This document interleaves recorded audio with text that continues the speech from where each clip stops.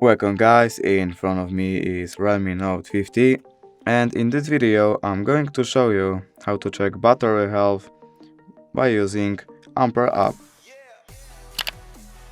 First to do this we have to get Ampere app from the Play Store, so we have to open Play Store and here we have to search Ampere. Now we have to install the app. And now we have to open. You have to click open, consent, and as you can see here we can check our battery health. And that's it. Thank you guys for watching. Bye!